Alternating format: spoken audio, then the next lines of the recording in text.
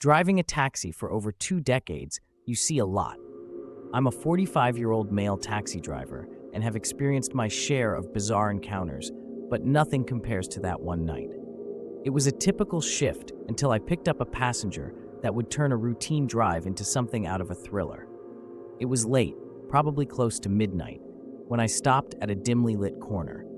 A 30-year-old female slid into the back seat, her eyes darting around as if she were expecting someone to jump out at any moment. The silence in the cab was thick, broken only by the distant hum of the city night. I noticed her constantly glancing around, her fingers strap of her bag. As we drove, she suddenly leaned forward and asked me to take a detour through a road I knew was isolated. My first thought was to decline, but there was something in her voice, an urgency that made me reconsider. Against my better judgment, I nodded, altering the route.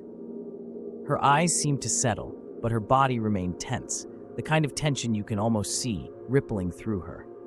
The road was just as I remembered, desolate, flanked by trees that loomed in the darkness like silent sentinels.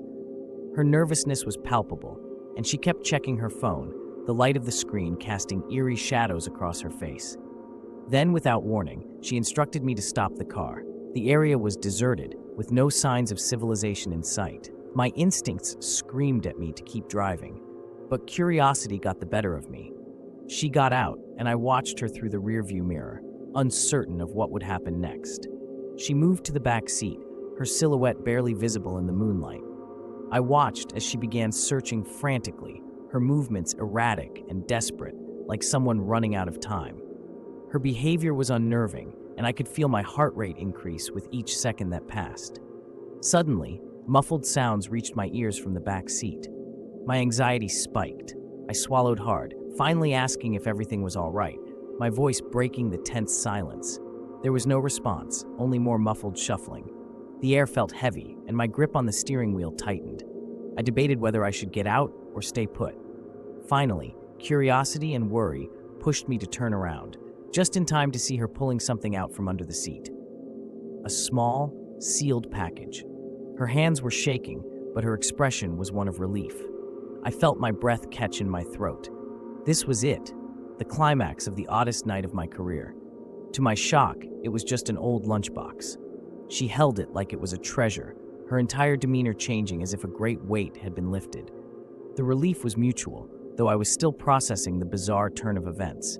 She climbed back into the car, holding the lunchbox close. With a simple, "Thank you," she asked me to drive her back. As I navigated the way back to civilization, I couldn't help but reflect on what had just occurred. Of all the strange things I'd witnessed from my driver's seat, this was undoubtedly the weirdest. The night had started like any other, but ended in a way that left me questioning if I had somehow stumbled into a different reality altogether.